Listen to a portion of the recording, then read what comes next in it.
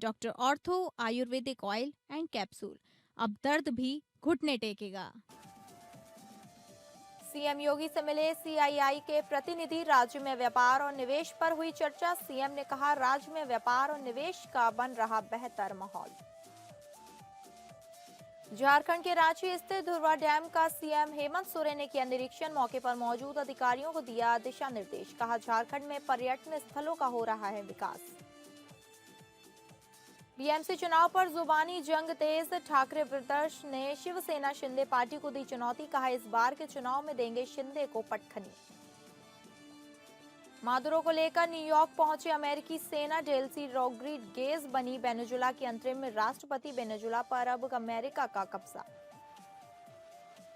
America Venezuela विवाद से दुनिया में हलचल। अमेरिकी कार्यवाही पर यूएन की सख्त चेतावनी। गुटेरेस बोले बन सकती है खतरनाक मिसाल।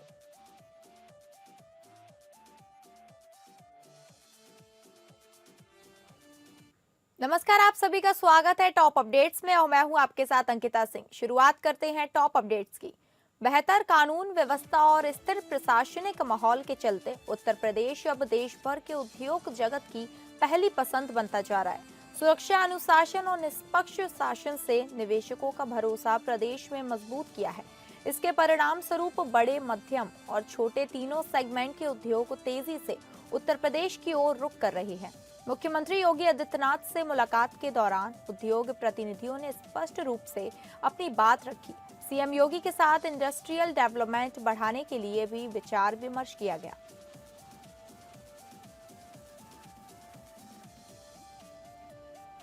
नए साल में एंट्री करते ही राजधानी रांची का दौरा करने निकले झारखंड के मुख्यमंत्री हेमंत सोरेन ने शहर के धुर्वा डैम सहित कई अन्य पिकनिक स्पॉट का बीते काल निरीक्षण किया। इस दौरान उन्होंने पर्यटन स्थलों की भौगोलिक स्थिति, सुरक्षा व्यवस्था के साथ क्षेत्र में पर्यटन विकास की संभावनाओं का विस्तार पूर्वक अवलोकन किया।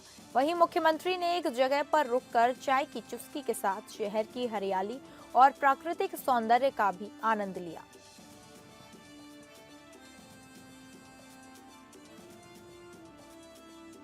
मौके पर मौजूद अधिकारियों को मुख्यमंत्री धुर्वा डैम क्षेत्र में पर्यटन को सुव्यवस्थित रूप से विकसित करने के लिए ठोस कार्य योजना तैयार करने का भी निर्देश दिया, जिससे स्थानीय लोगों को रोजगार के अवसर प्राप्त होंगे और वो क्षेत्र रांची शहर के पर्यटन नक्शे का प्रमुख आकर्षण बनेगा।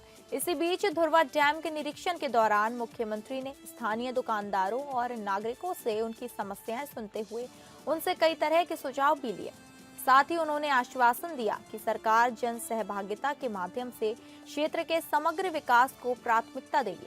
इसके अलावा मुख्यमंत्री ने कहा कि धुर्वा डैम न केवल रांची का महत्वपूर्ण जल स्रोत है, बल्कि यहां पर्यटन की अपार संभावनाएं भी हैं। सरकार इन संभावनाओं को चरणबद्ध तरीके से विकसित करेगी।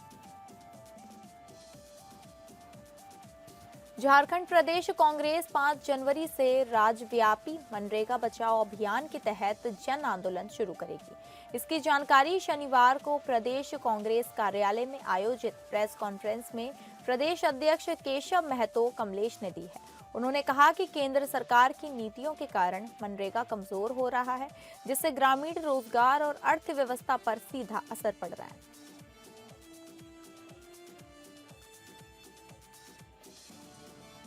कांग्रेस ने कहा कि वह अगले सप्ताह से करीब 45 दिवसीय मनरेगा बचाओ संग्राम की शुरुआत करेगी और विकसित भारत जी राम जी अधिनियम को न्यायालय में चुनौती भी देगी। कांग्रेस के इस अभियान के तहत ग्राम स्तर से लेकर प्रदेश स्तर तक कई कार्यक्रम करने के साथ ही देश के अलग अलग हिस्सों में 4 बड़ी सभाएं आयोजित की जाएंगी। पार्टी का कहना है कि उसके इस संग्राम का मकसद यह है कि महात्मा गांधी राष्ट्रीय ग्रामीण रोजगार गारंटी अधिनियम यानी मनरेगा बहाल हो और नए कानून को वापस लिया जाए। धर्म और आस्था के प्रतीक प्रयागराज में आयोजित माघ मेले के संगम नोज में 44 दिवसीय मां अन्नपूर्णा भोजन प्रसादम का आयोजन किया गया। हजारों की संख्या में श्रद्धालु भक्त आकर यहां निःशुल्क भोजन प्रसाद प्राप्त कर रहे हैं। मां तरकुल्हा देवी सेवा संस्थान द्वारा श्रद्धालुओं को निःशुल्क होम्योपैथिक चिकित्सा और दवाई का वितरण भी किया जा रहा है। संस्था के अध्यक्ष पूर्व आईजी लालजी शुक्ला और महामंत्री अर्चना उपाध्याय ने संयुक्त रूप से बताया कि प्रतिदिन 3000 से अधिक श्रद्धालु आकर चिकित्सा सेवा का लाभ और भोजन प्राप्त कर रहे हैं। अंबेडकर नगर जिले में चोरी की वारदातें लगातार बढ़ती जा रही हैं। पुलिस की गश्त और सुरक्षा दावों के बावजूद चोर हर रात नए गांव को निशाना बना रहे हैं। स्थिति ये है कि ग्रामीण अब खुद रात भर जागकर अपने घरों और गलियों की रखवाली करने को मजबूर हैं। हाल ही में हुई कई वारदातों में से एक जहांगीरगंज थाना क्षेत्र के चौधरीपुर गांव में हुई, जहां चोरों ने 3 घरों के निशाना बनाया और लाखों रुपए की संपत्ति चुरा ली। कौला देवी के घर से लगभग 7 लाख रुपए नकद और जेवर, सावन के घर से लाखों के आभूषण, जीत बहादुर वर्मा के घर से करीब 5 लाख रुपए के जेवरात गायब कर दिए। सुबह जब परिवार के सदस्य उठे तो घरों का सामान बिखरा हुआ था और ताले टूटे हुए मिले। इसी तरह बसखारी थाना क्षेत्र के कटिया गंजन गांव में कौशल तिवारी के घर में चोरी हुई। चोरों ने चैनल और बक्से के ताले तोड़कर लाखों रुपए के जेवरात चुरा लिए। सुबह परिवार के जागने पर चोरी का पता चला, जिससे घर में हड़कंप मच गया। वहीं अंबेडकर नगर के हंसवट थाना क्षेत्र के सैदपुर लेदुआठी गांव में भी हुई चोरी एक घटना सामने आई है।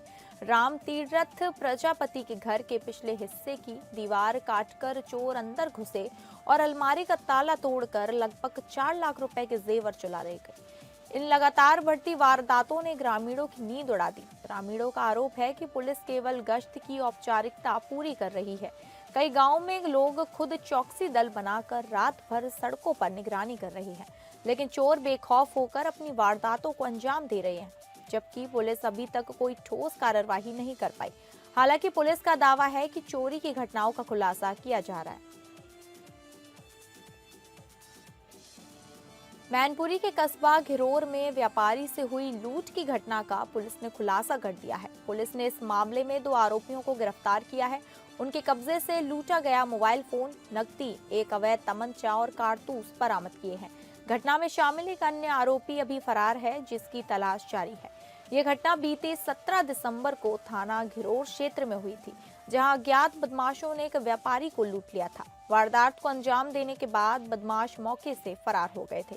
सूचना मिलने पर पुलिस के वरिष्ठ अधिकारियों ने घटनास्थल का निरीक्षण किया और मामले के शीघ्र खुलासे के लिए कई टीमें गठित की थी। पुलिस टीमों ने घटनास्थल के आसपास लगे सीसीटीवी कैमरों की फुटेज की जांच की। साथ ही घटना के समय सक्रिय मोबाइल फोन की लोकेशन को भी ट्रेस किया गया। इन्हीं तकनीकी साक्ष्यों के आधार पर पुलिस ने रेलवे क्रॉसिंग कोसवा के पास से दोनों आरोपियों को उस समय गिरफ्तार कर लिया जब वे फरार होने की कोशिश कर रहे थे। विकासनगर में एक बार फिर अवैध प्लाटिंग पर प्रशासन का बुलडोजर गरजा है। लगातार मिल रही शिकायतों के बाद एसडीएम विकासनगर विनोद कुमार के नेतृत्व में तहसील प्रशासन और मसूरी देहरादून विकास प्राधिकरण की संयुक्त टीम ने शिमला बाईपास रोड पर कई जगह अवैध प्लाटिंग पर बुलडोजर कार्यवाही को अंजाम दिया। प्रशासन की टीम सबसे पहले हिंदूवाला गांव में पहुंची, जहां तस्दीक करने पर पता चला कि तकरीबन 50 बीघा अवैध प्लाटिंग को अंजाम दिया जा रहा है। प्रशासन की टीम ने अवैध प्लाटिंग को बुलडोजर की मदद से ध्वस्त कर दिया। इसके बाद टीम सभावाला गांव में पहुंची, जहां बरसाती नाले को बंद कर रास्ता बनाया गया और अवैध प्लाटिंग को अंजाम दिया गया। प्रशासन की टीम ने जेसीबी की मदद से इस नाले को मौके पर ही खुलवा दिया। प्रशासन नाले को बंद करने वाले लोगों के खिलाफ मुकदमे की कार्यवाही करने की तैयारी में है।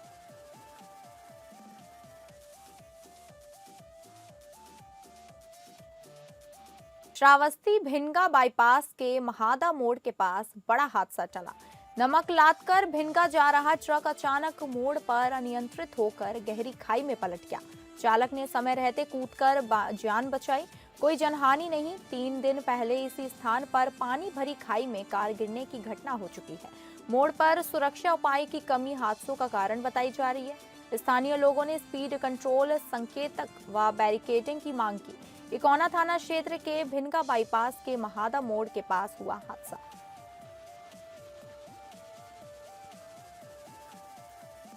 महोबा में संदिग्ध परिस्थितियों में खेतों में पक्षियों के शव पड़े मिले। पक्षियों के शव खेतों में पड़े मिलने का वीडियो सोशल मीडिया में वायरल हो रहा है। स्थानीय ग्रामीणों ने वीडियो वायरल होने पर कार्रवाई की मांग की। अराजकता तत्वों पर लगाया दवा डालकर पक्षियों का शिकार करने का आरोप। मामला पनवाड़ी थाना क्षेत्र के भुजपुरा गांव का है। अयोध्या में दिन दहाड़े 17 साल की नाबालिग किशोरी की हत्या कर दी गई। किशोरी का शव झाड़ियों के बीच रेलवे लाइन किनारे नाले में पड़ा मिला। शव देखकर आसपास से गुजर रहे लोगों ने पुलिस को सूचना दी। जानकारी मिलते ही पुलिस मौके पर पहुंची और शव को नाले से बाहर निकालकर पोस्टमार्टम के लिए भेज दिया। शव को आपत्तिजनक स्थिति में देखकर पुलिस ने दुष्कर्म की आशंका जताई है। किशोरी के कपड़े फटे हुए थे, जबकि दुपट्टा शव से कुछ दूरी पर पड़ा मिला। गले के पास भी निशान पाए गए, जिससे प्रतीत होता है कि पहले किशोरी के साथ जबरदस्ती की गई और उसके बाद उसकी हत्या कर दी गई। घटना पोस्टमार्टम हाउस के सामने रेलवे लाइन के किनारे हुई। पुलिस का कहना है कि मौत के कारणों का स्पष्ट खुलासा पोस्टमार्टम रिपोर्ट आने के बाद हो सकेगा। हमीरपुर जिले से निकलने नेशनल हाईवे 34 पर तड़के भीषण सड़क हादसा हो गया। तेज रफ्तार दो ट्रकों की आमने सामने जोरदार भिड़ंत में एक ट्रक चालक की केबिन में फंसकर दर्दनाक मौत हो गई। हादसे के बाद एक ट्रक अनियंत्रित होकर दुकान में जा घुसा। घटना सुमेरपुर थाना क्षेत्र के कस्बा स्थित पशु बाजार के पास की है। हमीरपुर जनपद के सुमेरपुर थाना क्षेत्र अंतर्गत कस्बा स्थित पशु बाजार के पास नेशनल हाईवे 34 पर तेज रफ्तार का कहर देखने को मिला। दो ट्रकों की आमने सामने हुई भीषण टक्कर में एक ट्रक चालक केबिन में बुरी तरह फंस गया। हादसे की सूचना मिलते ही पुलिस मौके पर पहुंची और कड़ी मशक्कत के बाद रेस्क्यू कर चालक के शव को केबिन से बाहर निकाला। टक्कर इतनी जबरदस्त थी कि एक ट्रक अनियंत्रित होकर सड़क किनारे स्थित दुकान में जा घुसा, जिससे अफरा तफरी मच गई। हादसे के कुछ देर बाद ही हाईवे पर यातायात प्रभावित रहा। पुलिस ने मौके पर पहुंचकर ट्रैफिक को नियंत्रित किया और शव को कब्जे में लेकर पोस्टमार्टम के लिए भेज दिया। पुलिस के अनुसार हादसे के कारणों की जांच की जा रही है और आवश्यक कानूनी कार्रवाई की जाएगी। श्रावस्ती के विशुनापुर गांव में 22 वर्षीय सकीना की संदिग्ध परिस्थितियों में मौत हो गई। पुलिस ने पिता की प्रार्थना पर शव को पोस्टमार्टम के लिए भेज दिया। सकीना की शादी पास के गांव में हुई थी, लेकिन पति ने उसे मारपीट कर ससुराल से भगा दिया था।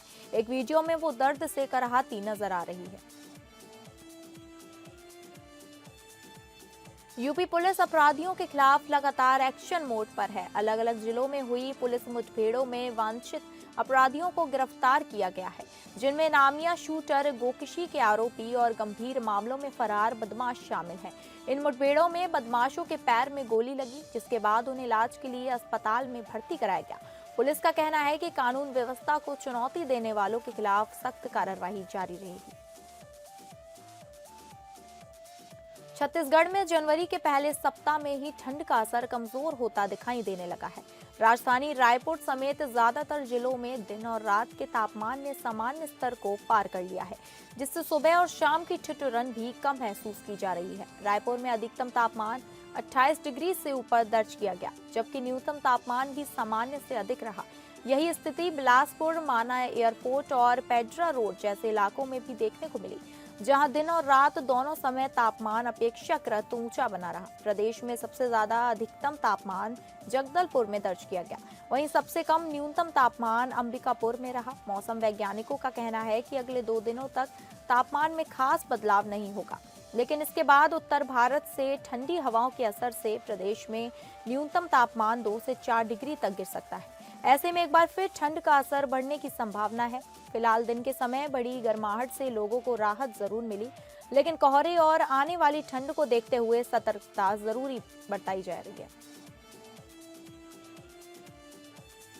वेनेजुला की राजधानी काराकास में अमेरिकी हमलों से दहल उठी। अमेरिका ने वेनेजुला के राष्ट्रपति और उनकी पत्नी को बंधक बना लिया। इसके बाद ट्रंप ने प्रेस कॉन्फ्रेंस करके कहा कि वेनेजुला पर अब अमेरिका का नियंत्रण होगा, जब तक वहां शांति स्थापित नहीं हो जाती।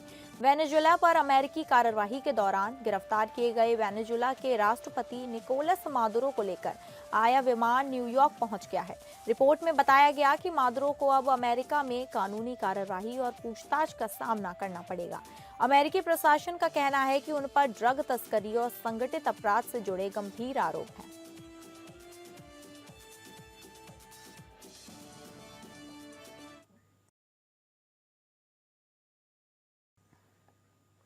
तो फिलहाल टॉप अपडेट्स में बस इतना ही। नमस्कार।